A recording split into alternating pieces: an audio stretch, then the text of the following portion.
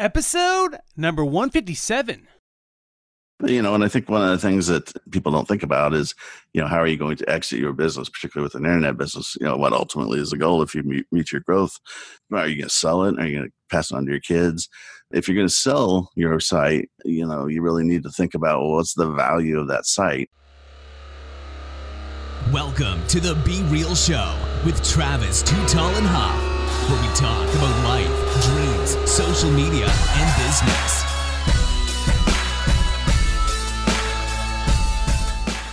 Well, hello and welcome to the Be Real Show with Travis Too Tall and Huff. Folks, I'm fired up today because we are going to bring you some legal advice and also some knowledge for your business as we are all now in the internet. And I'm pumped because we're bringing you our featured guest today, Richard Chapo. Richard, how are you doing today? Doing well. Thank you for having me on. If I can barely speak. Are you ready to be real, my man? I am. Let's do this. Just so you guys have a little insight, my man Richard is located in the beautiful, sunny San Diego. And he is an internet business lawyer who's been practicing since 1992, my man. Nice. And specializing specifically in helping online entrepreneurs avoid the crap your pants moments, as maybe we've experienced that with copyright infringement letters or threats on operating online. And he's actually traveled the world extensively, living in Siberia, as well as spending lots of time in Europe, Central America, and Asia. But I'm really interested because you're right. I mean, today is more than ever where people are dealing with issues with their website, issues with social media, infringement on this, right? Absolutely. We went through a period where the internet was kind of the wild, wild west. And now, unfortunately, we're kind of in the Empire Strikes Back period where, we're seeing all kinds of laws and regulations issued, that really business owners kind of need to know about. Now, outside of hiring you, which is obviously, the go-to, if you have the money, if you're someone that obviously runs a business that needs that protection, you got to hire a professional. Can't do it on your own. But if you are doing it on your own, building your own new website right now, let's say you're in the process of it and you're a solo entrepreneur, you're just getting your business started. What are the maybe one thing that someone could do to help protect themselves, from the get-go? I think if you're just launching off the get-go, obviously, cash flow is going to be a huge issue. What are you going to spend money on? I think the one thing would probably be talk to an accountant just to make sure you're getting set up in the right way. Right. So you can take advantage of, some of the new taxes, not to get into politics, but, there's a new tax act out there that gives pass-through entities a rather huge tax deduction. Starts in 2018. So you want to make sure that you're positioned to take care of that because that could be the difference between being profitable and viable and failing. The other thing I think is, when you're having that website designed, you want to make sure that you have an agreement with whoever the designer is, and you can find some pretty basic templates online. They're not great, but better than nothing. That make sure that copyright is transferred to you once you make the payments. Right. And then also that the images, the graphics, and things of that sort that are being used on your site, the person actually has authority to use them.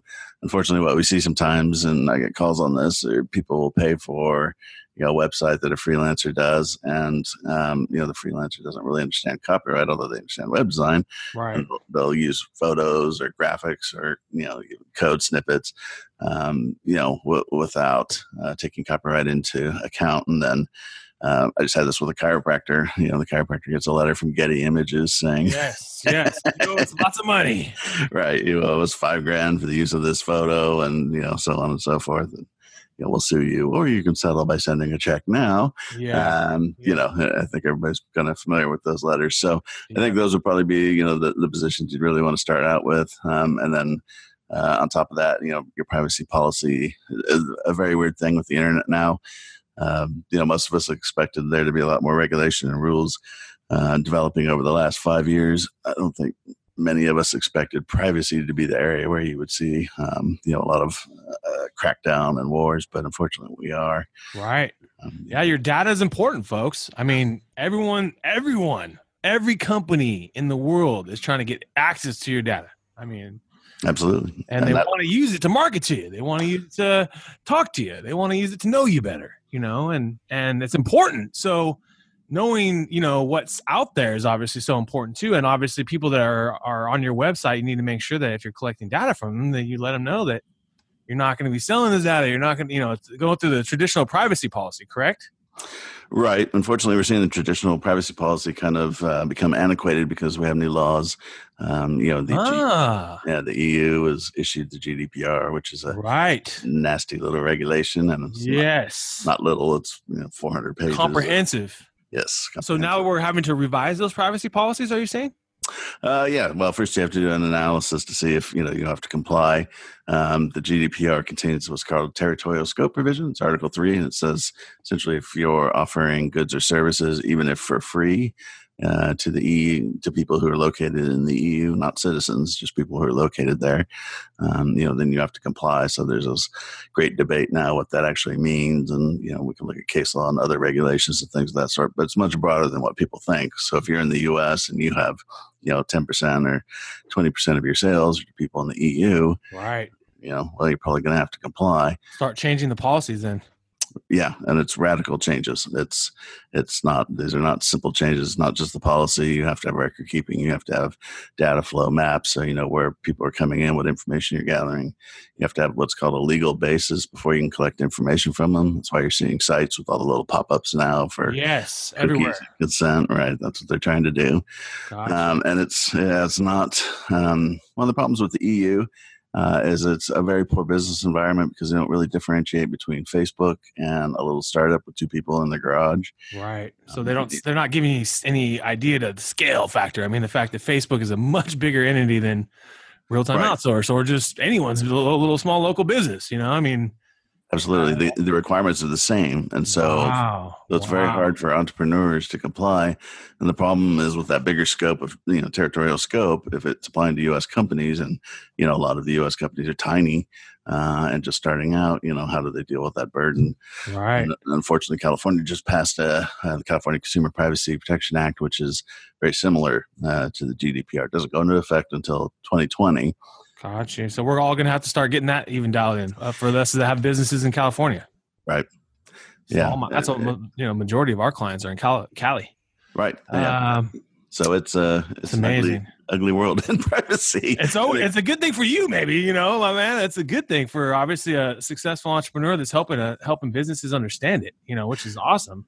It is to an extent. Actually, the California law isn't too bad. And the California law, in comparison to the GDPR, does have those thresholds. Gotcha. So if you're not doing, too large of a business. Right. Yeah. So if you're just starting out, you don't have to comply, and then obviously you have to watch your numbers. And then once you get to a certain point where you trigger any of the thresholds that are in the law, then you do have to comply.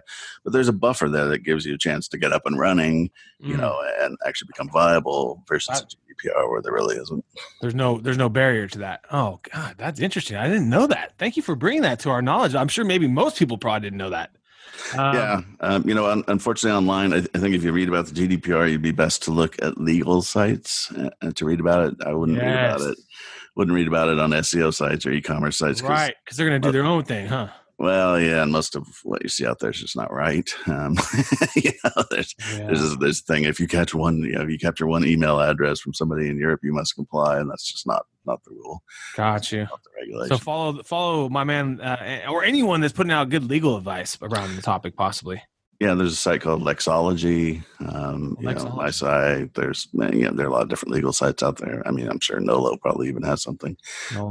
But yeah, I would look to those because you're going to get a bit better overview of what's going on. And as far as your business and your customers, who's your sweet spot? Who do you love to work with? What kind of businesses do you love working with?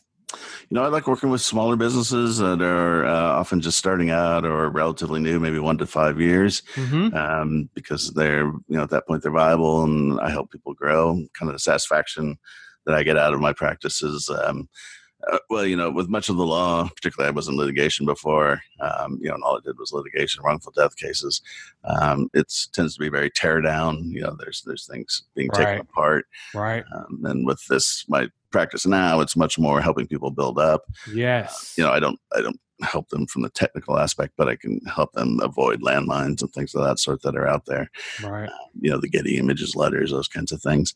Or in general, just building a big business and then having someone trying to invade on it. I mean, right. Yeah. And they're basic issues. Unfortunately, something we see a lot online is you'll have, more than two people start a business and they don't put together, an initial founders agreement, which can be pretty simple. And then what happens is, they get 6 months down the line and one person, stops carrying their weight. And Yep. And they're like, what's going on? Right. It gets ugly. Can you fire them? Yeah. But they're still going to get, their piece of profit and, and it gets into all this nasty stuff. So avoiding things like that so that, you can focus on running your business and growing it instead of, staring at the ceiling at night, worrying about legal issues. And I'm going to also ask you, is there any value, do you feel like, to trademarking your brand? Yes, definitely. It depends really on the growth of your overall product, but it also helps you when fighting people who are stealing your content. If you put your trademark on pretty much everything, so your blog posts, courses that you make, whatever it is, your products, when inevitably somebody copies and misuses them, right?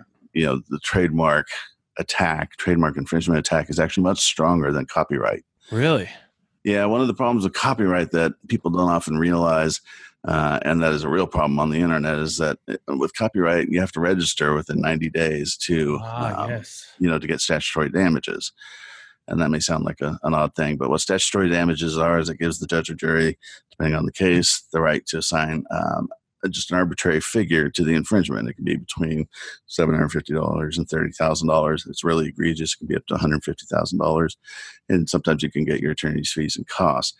If you don't register in that 90-day period, you're kind of forced to prove actual damages. Oh, wow. And on the internet, that can be tough because let's say it's an image, it's on a random blog post on a site with 500 pages. Right. Like how much value is that really? Right, exactly. Now with trademark infringement, the damages are much more severe. There's also presumptions of trademarks valid. Really shifts the burden onto the defendant. Gotcha. If you were going to be sued for the two, you really would prefer to be sued for copyright infringement over trademarks. So yeah, trademarks are definitely worth doing. They're also extremely frustrating. I don't know if you've gone through the process. It takes a long time. Yes, we have. We actually did, and thankfully, they got us, that right type of classification to get it through, because it's really fine with your business. If there's anything that infringes on other businesses within that, in that classification of business, you'll be, not accepted. Right. And it's kind of like that fine line of just finding your little sweet spot that you can register it in. And, but I think it's also important for businesses if they want to exit their business too, right? To actually say, hey, these are assets of the business. Oh, absolutely. Yeah. And I think one of the ththings that, you raise a great point that people don't think about is, how are you going to exit your business, particularly with an internet business? What ultimately is the goal if you reach your growth? Right. Your growth, are you going to sell it? Are you going to pass it on to your kids? If you're going to sell your site, you really need to think about, what's the value of that site? Yeah. In the early days of the internet, it was the design. And how that site looked. And unless you're in an entertainment field or the adult field or something like that, that doesn't really matter anymore that much because, most sites are modular. Even customized site, a lot of it's going to be module. That's just where we move to. So what's the value? Yeah. The value is often your mailing list, your client list, your IP, your trademark. If you could use the name Google, with your products, that has a huge impact on your credibility, those kinds of things. So yeah, trademarks are definitely valuable, and copyright is valuable too. With copyright, it's kind of a pick and choose situation. With blog posts, should you copyright them? Well, the technical answer is yes, but in the real world, it's kind of like you must have a lot of followers on that each blog to really be worth it. Right. Whereas if you developed a course or something of that sort that's more, fixed and more of a detailed situation, in that case, it probably makes more sense to go ahead and do it. So any courses, obviously music, lyrics, people copyright, but obviously a blog post, unless you've probably had a ton of people, that you felt like this was going to just change the world because of this blog, probably going to be okay not to copyright that. Right. And, and within the paradigm of the internet, even if somebody has copied your blog posts, sometimes it makes more sense, instead of sending them a cease and desist letter, to instead send them, a letter saying, hey, I saw you copied this and I appreciate it, but could you include a link back to my site? Yes. And then you get the SEO value out of that. Right. Potentially some traffic. Because if you're writing good blogs, people are going to be inspired by it and maybe possibly. Right. And you have the sharing economy.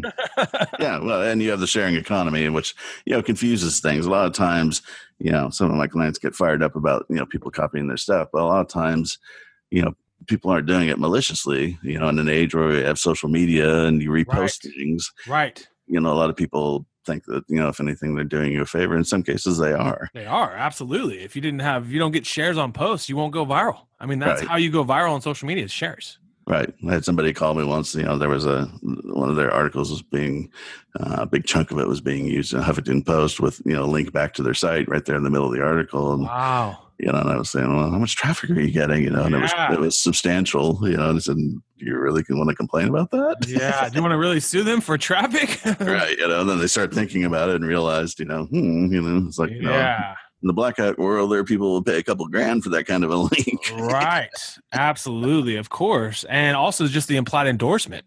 Right. Exactly. The implied endorsement that you're a credible source. They're almost using your content as a credible source. Sure. Now there can be the other side to that. I had a problem, with my own situation where I noticed I was getting traffic from a skinhead forum, and wow.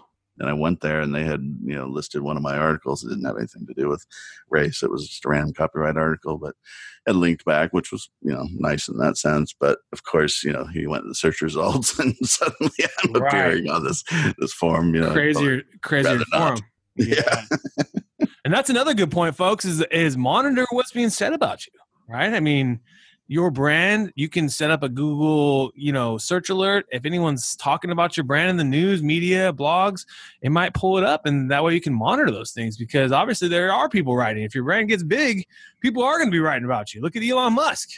Yeah, no, absolutely. Everyone thinks Elon Musk is like falling apart. It's like, dude, I mean, I don't think the guy cares that much. I mean, he's so rich that, he can put a 420 quote out about marijuana and smoke some weed and drink some whiskey on Joe Rogan and be a human somewhat, because he's in California, it's legal. But most importantly, it's just everyone's got a voice. Everyone's got a blog, everyone's got a voice. And so I think a lot of these guys that are billionaires, they don't really care. A $10 million fine from the SEC, I don't think he really cares that much. Yeah. I think that, there's also a certain, there's a certain view now, or at least a certain thought that, trying to be all things to all people with your brand is, kind of a mistake, because it comes off as, not being realistic. And, you look at the Nike Kaepernick thing. Obviously, there are certain people that are going to be receptive to that and certain people who are not. Right. And in the marketing and advertising community, there's complete fascination that they went that direction, because absolutely people who are not going to be happy are probably, not going to purchase from them again, permanently. Right. And so there's a thought, well, is that where marketing is now, that, instead of trying to be all things to everybody, you pick your market and, you really focus on things that they would be receptive to. So they're giving up the older crowd and maybe just going right for the millennial. Just saying, right. We're giving up on these old folks, and they're not buying Nikes anymore. We're going after the 16 to 25-year-old. Right.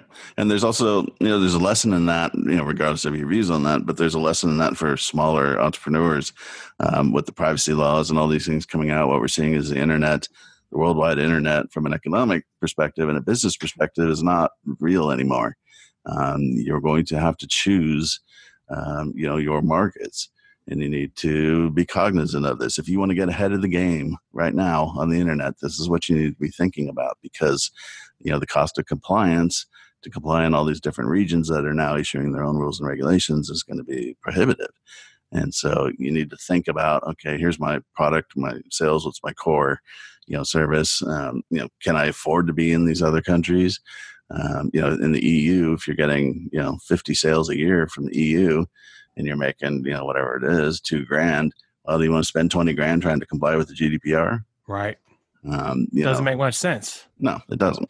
And so, and you're seeing this with U.S. businesses. I think a lot of people were shocked. I know people in the EU were very shocked. You can't view the Los Angeles Times website in the EU. Wow. Yeah, because it makes no sense for them to be there because, as we all know, journalism's having a huge difficulty trying to figure out how to monetize their content online. Absolutely. And so a lot of newspapers use a cookie-based system, and you'll see all those cheesy ads and everything, but it's a viable way for them to make revenues. Well, that cookie-based system just doesn't work in the GDPR. Yeah. It's just not functional. Right. And so there are literally thousands of websites in the U.S. that cannot be viewed in the EU.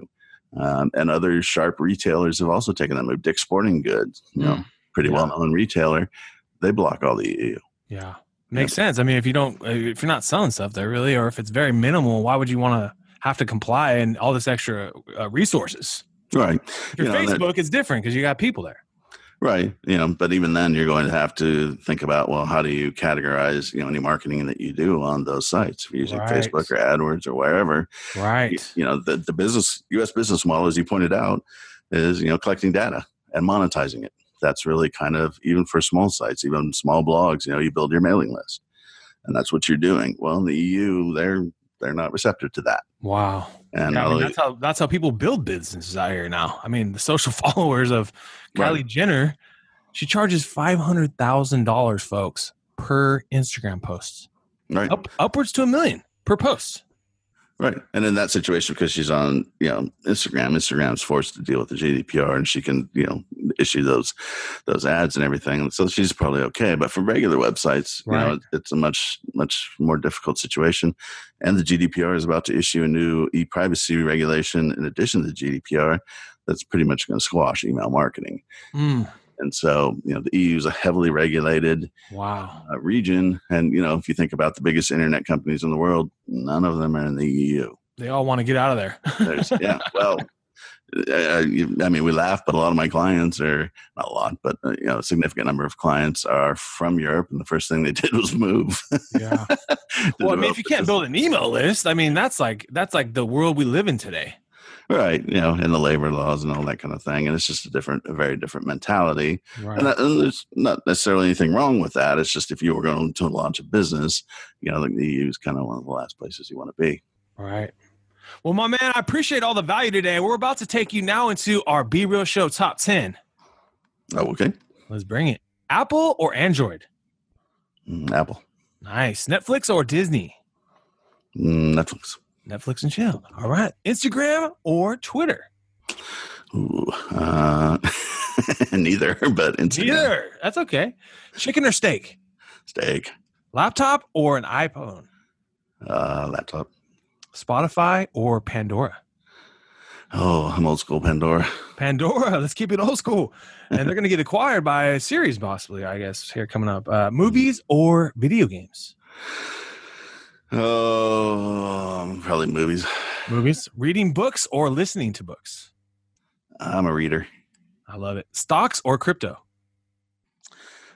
Stocks. Although I think crypto is amazing. I just don't have the time to deal with it. Yeah. And there's also just the custody thing. It's kind of interesting. Oceans or lakes? Oceans. Nice. And you live by a beautiful ocean out there in San Diego. Yep. I can also share with you a couple last things. Why do you love being you? Why do I love being me? Yeah. It's an interesting question, right? A little narcissistic. It is a little narcissistic. I like to figure out why people love being themselves, Everyone's saying different things. Oh, well, plenty of room for improvement. But I think probably, I can look at my life and I haven't sat in a rut. I haven't accepted the rut. I've tried to go out and do different things. I mean, spent a year in Siberia. Not a lot of people do that. Yeah, you've traveled the world. Yeah, so I've made the effort, for better or for worse, but haven't been willing to compromise. Although now that I'm over 50, that's compromise is a bit more of the product. yeah, of course. But we're living longer, my man, so it's good. People are living a lot longer. I wish somebody had told me that when I was 20, man. Now I'm going to pay for it. Right. How do you typically like to start your day? What gets you in the motivational mindset, or what makes you? How do you get your day going? Horrible answer. I'm not a morning person, so it's pretty much mainlining coffee and staggering around the room until caffeine hits. I'm a night person. I'm up till 2, 3 in the morning. Got you. You get your insight or your energy at night. I do. It's I don't know. Apparently, vampires in my DNA or something. But once daylight ends, I'm energized, and I get a ton of work done. To be honest, in the middle of the night because That's you're awesome. not getting calls or emails or anything. And, Absolutely. it's nice, quiet time. I blast music, but it's it's a good time to pump things out. And as an entrepreneur, you have to know when you work best, right? So it's like it's important that you understand when you work best. If you're not a morning person, don't do stuff in the morning. Let's just be real. I mean, you got 24 hours to work. And I think that's also a benefit of not being in the cubicle system. Yes. Not being a salaried person is that you have that ability. To pick that and to know that, particularly if you're working on your own. But even with partners, because of the partners, I had a partner. I owned a design and SEO company about 10 years ago, and the partner did the programming and everything of that sort. And he worked. He was a morning person. I was a night person, and we'd leave emails for each other, and that was about it. But it worked out really well. Yeah, if you could find someone to do, at the end of the day, everyone's got different energies. I just always find that too, and so. But most importantly, I like the strategy that you have in that you aren't getting interrupted, because I talk to people that are very successful entrepreneurs, and I don't know how they're getting so big because they still are like, what did I get done today? I've just been fighting fires all day. They aren't getting a lot of stuff done. Some of them are old school. Some of my customers, old school, not as progressive. But I always think, well, why don't you work at a different time? Just have your secretary just say no calls until 10, and then at least like in the morning you're getting things done. But there's I was reading something by Anthony Bourdain when he wrote his first book, and he was talking about getting up at 5 a.m. and how he didn't really read much on how to write a book or anything of that sort because frankly he didn't have time. He had a couple hours where there was just silence, and so he just busted it out in his own style and what have you, and obviously that ended up working out pretty well as far as getting published and everything. So I agree with that. Are you a morning person or a night person? I work all times. I work at night. I work in the morning. I have to be forced to wake up early because my wife wakes up early for her job, so I'm up early. I like to take naps during the day. Throughout the day, I'll take a little 30-minute nap just to refresh the mind or close my eyes sometimes because working on a computer or just doing podcasts can be exhausting on these days. So sometimes you need to have that break as an entrepreneur and treat yourself to that. Absolutely. And it makes you stronger later. Absolutely. I often have a 3:30 meeting. Yes, I like that. I like that. Put that in my calendar. 3:30 recurring meeting. It's a recurring one. It has to happen too. It has to happen. Is there a skill that you're wanting to master right now? Is there something you're really working at to try to get better at? Programming, actually. Oh, wow. That's awesome. I'm fascinated by hacking. Is there something like an online school, or how are you learning specifically? So far, I've just been reading mostly, to be honest. But it's the world of hacking. I've had some clients come to me that I couldn't handle because that's just not a field that I know well enough to be comfortable in. Yeah, and the penalties are brutal. But I do find it to be a fascinating field because everything that I get back from talking to people who are in the know is that security online is pretty much a joke. For the vast majority of websites that are up. And so I find it just to be a fascinating area. I think that, because we're going into an era of so much regulation, frankly, they're going to overdo it. They already are. That they're going to push a lot of people onto the dark web. And what we think of the dark web now is this, horrible place with, child porn and drugs. It's going to become more of a, perhaps an unregulated capital market where maybe there are more basic things, even just SEO services, and software for sale and things like that. But people don't want to meet the regulations that are out there. Interesting. Because if you have cryptocurrency and you can sell absolutely anonymously, Monero or something, you're good. Dash Monero. Yeah. I mean, you get into those markets and, you look at some of the markets, even the dark markets, and now they have software and they have, and some of that software is, if you look closely at it, it's being sold by the company that created it. It's not people that are stealing it. Right. Yeah. It's being monetized. Right. Well, then they don't have to hit, some of the stupid regulations. I'll give you an example of some of the bizarre regulations that are out there. There's a Florida law that says if you have a website, you have to have your name, your business name, your actual address, on your site. Oh, wow. And nobody does that. Right. and one of the things I always bring up with privacy, in the EU, as bad as the EU is, France is just even worse. France, if you have Facebook and you have a family and you have kids, your kids have a birthday, and you go ahead and you post pictures of your kids at their birthday party for your family to see everywhere. Well, in France, you just broke the law and you can go to jail for up to a year. Oh my God, are you serious? Well, you violated the privacy of your kids. Wow.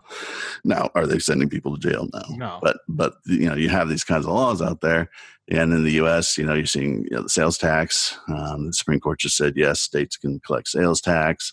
Okay, well, if you're just starting out, how are you going to comply with that? How are you going to figure out what the sales tax requirements are in every, county, every state, and there'll be programs for it. And, eventually it'll all get worked out. But for a lot of people, that's a huge burden. And, at some point you hit what's called in the legal circles, idiot rules, which is if you follow the rules, you're an idiot. Yeah. Right. More like break the rules and then pay later if you get fined, like Elon or some of these guys, Well, it is, it's interesting because the internet, particularly with the dark web, is, you have an avenue to do business without people knowing. Right. And with cryptocurrencies, I have to be honest, I'm just shocked that they haven't tried to go in and shut down or heavily regulate cryptocurrencies. I know. I mean, they're doing everything they can, but the crazy thing is it's hard for them to regulate. It is. It's almost impossible. It's almost relatively impossible because it's a self-regulated community by the miners and by the community itself. It regulates itself, really. I mean, it's a unique concept. It's definitely I've been kind of always peaked in my interest in 2015 and started getting in a little bit, dipping my toe in, and I've built up a little crypto. I got a little crypto, but it is a super volatile market too. Even though we're seeing a little less volatility this year due to all these more kind of institutional money. Right. But I feel like the true essence of it is absolutely right. I mean, people do not have to do business out there with an internet website. They could do it through some other intermediary. Like you said, right. a back-end portal that sells social media marketing services, and then someone pays me in Monero. Well, the interesting thing is going to be to see who becomes the Amazon of the dark web. Yeah. Because if you can, sell through those markets. Oh, yeah. And the fact we're seeing institutional money go into crypto is a sign that it's not going away. TD Ameritrade, I mean, they're all trying to either make money or figure out how Binance, for instance, made so much money. Right. Binance made more money with 200 employees than the Royal Dutch Bank or something. Some crazy. It has 50,000 employees and has been here for so long, and they made more money in 6 months than they've made in the last year, and they have 200 employees. Yeah, It's unbelievable. It's unbelievable. Well, the interesting thing about it just opens so many doors. I mean, crypto is a fiat currency. There's nothing in particular that backs it up, but it also highlights, I think, for a lot of people, for the first time, that so is the dollar. Right. So is everything.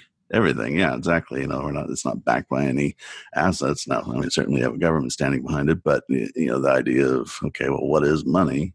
Right. What's the actual value of that? If you can't eat a dollar, if it came to that, yeah. So what are these values, and what does it mean to have money, and what is the value of information or products or services? And it opens a whole can of knowledge, if you will, for sending the money. You know what I mean? That's why all these hackers want you to send them crypto, right? Because sending the money has never been easier. I could send you $1 million in crypto right now. I can't send you 1 million gold bars. It's going to take me some security, some, you know what I mean? It's going to cost me a lot in shipping. I mean.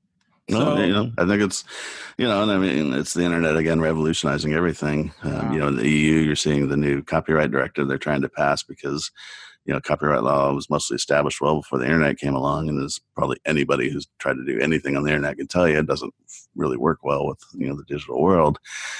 So you see in the EU, they're trying to levy taxes on links to news. If you think, wow, really? Yeah, and if they're going to have filters for copyright infringement, all these different things. Wow. And really what needs to happen is there needs to just kind of be, I don't know how you would do it, but have everybody sit down and just say, okay, let's start again from scratch. Yeah, right. Because, I mean, if you think about the Stephen King book, okay, before the internet, how could I commit copyright infringement? Well, I'd have to copy every page physically. That would I'd have take to forever. make it. Yeah, I'd have to make a new physical book. Right. Now were there people that would do that? Sure, but it's a pretty Right. small group. Yeah. Now compared to online, it's, right click, copy, Copy paste. yeah, it becomes much easier. And, and you see these problems, you see everything, it's just all radically changing. AI in my profession, the legal profession, most of us thought we're pretty well insulated from the digital world and the internet, but there are now AI programs you can buy that will go out and do the legal research for you. So you don't really need younger attorneys in a firm anymore. Right. They're doing some other prep work for you, right? They're kind of preparing research for you based on your insights. You're obviously still going to be the top of the food chain, still going to eat. I mean, let's just be real. The lawyers are not going away. I mean, when it comes down to it, there's no AI that's going to sit there and fight cases in the court. However, they probably will, like in my business too, help prep research for content. Let's give us, 20 new engaging posts that maybe would work with our audience, and prep some work for us, right? I mean, I think it's kind of helpful in a way too. It is, but it raises a bigger societal question that, the more that we digitalize or automate goods or services, how do you deal with unemployment? Right. Yeah, that's where like Elon Musk or one of these guys would say that we're going to have a state wage that everyone gets paid a couple grand. Right. Just because, that's the only way that you can do it. Well, I mean, we become more efficient and we eliminate, jobs. I mean, for all the, talk about unions and everything, a lot of the manufacturing process that we had, regardless of the country you're in, was physical labor, and you needed 300 people to do something. Right. If all that's replaced by, 2 robots now. Right. What do you do with those 300 people? Absolutely. Not everybody can be a stockbroker. I mean, it's yes. Yeah. They always say like, oh, there's going to be better jobs. It's like, well, maybe these people wouldn't even want to do those better jobs. I mean, maybe they wouldn't be physically capable or qualified to do these physical jobs or different types of jobs you're talking about, mostly sales jobs, because most people don't want to do sales, or, I mean, how many salespeople can you actually have? Right. Yeah. And a lot of that's going to be automated even still. There's Google just released if you go onto YouTube and you do search for Google AI, I saw something with this. Yeah. They just released their latest version, and they're showing examples where the AI calls like a hair salon to make an appointment. I saw this, dude. It was so amazing. Yeah. And the other person can't tell. I couldn't tell, dude. And she was like saying, and wait, and like kind of all these little intricacies that humans do. It was awesome. Right. Well, it is amazing, but it also raises huge questions. Because if we go to that, if we reach that level, then, a lot of jobs are going to be eliminated. But then there's also the question of, how do you address, communications, what's valid, what's not valid. Yeah. I can only imagine people are going to be doing crazy stuff with this AI. Well, yeah, and then you get into the feared Terminator situation where something becomes viable on its own, and right, how would you know? I say bye, Richard, bye, Travis. I mean, the Amazon example, they had the 2 AIs. It was very primitive and not a danger at all, but they never expected them to do something, which was they started speaking in their own language. Yeah, and that's going to be that's going to be a problem, right? And the programmers couldn't understand it, and that's going to be a problem. I mean, it's like a cat talking to a cat. Yeah, and they're saying something. I don't care what you say, folks. I don't think they can. We can't hear it. We don't know exactly, but they're saying something to each other. They know something. There's an intuition and energy, something there. Right. Or a dog talking to a dog, and it's like. So that's the scary thing with AI. They start talking to each other and saying, "Hey, we don't need these humans. Peace." Right, and historically, we have, a tendency to plug things in before thinking about it. Right. There were people when they did the first atomic test who thought that, it might actually, light the entire atmosphere on fire and burn off oxygen and kill everybody on the earth. And they still went ahead and did it. Turn the switch. Let's go, Richard. It's all worth it. That's so crazy. You're right. It's sometimes like people just think like, let's get this thing out there. Let's monetize it. Let's put this prescription drug out there. I mean, like think about Oxycontin and like Vicodin and things like that. I mean, I know personally many friends and people that have passed this earth because of it. And think about how many people have been affected by it. Well, was that a good idea for pain management? No. Maybe there was a better one. Maybe there's some, now they're finding cannabis is better, CBD and some of these other things. Maybe that was better, but obviously Vicodin was faster to monetize. Oxycontin quicker quicker to make money on it, and now there's like, these opioid, epidemics. It's unbelievable. Yeah. But now can you share with us a couple last things, my man? Be real tonight for dinner. If you could take anyone out to dinner to eat there in the lovely San Diego area, who would it be? You already said his name, Elon Musk. Yeah. What fascinates you about Elon? I just think he's open to new ideas, and he doesn't really let anything limit, what his ambitions are. I think that's interesting. I'm particularly interested in AI, and I know he is as well. So I'd love to have a chat with him on that. Yeah, he has some serious questions about it, I have a feeling. Yes. And I'd want to have him in my corner if I was going to fight it. Yeah, I think a lot of people do. A lot of people. Elon and Jeff Bezos first, and then we'll be good. There you go. Yeah, no, I think a lot of people have questions about AI, and you see some of the people that are working on it, and you ask them about potential dangers, and their eyes kind of gloss over, and it's pretty obvious they haven't really thought about it. Yeah, they're thinking like, "Oh, this thing's cool. This is awesome. Let's monetize. Right. Exactly. Let's make money. Let's be Google." Well, at the end of a long day, do you have a favorite show or something you like to do or enjoy at the end of a long night? Or you're working at night, kind of. I'm kind of working at night. So or even during the daytime, do you have something you enjoy doing? I actually live out in a national forest, so wow, grab the dog and head out, and we go for some peace, some quietness. Yeah, that's awesome. Yeah, it's not too bad. It's a rough life. Rough life, my man. Well, folks, you've been hanging out with my man Richard Chapo and Travis Too Tall and Huff. I want to thank you again for your time today, and let's keep being real. What another epic episode. And if you enjoyed the episode today, can you please do me a favor and subscribe to our podcast, The Be Real Show, on iTunes or your favorite podcast platform. And also take a little time today, if you don't mind, and give your boy T Huff a review. I would really super appreciate it. And thank you so much for listening today.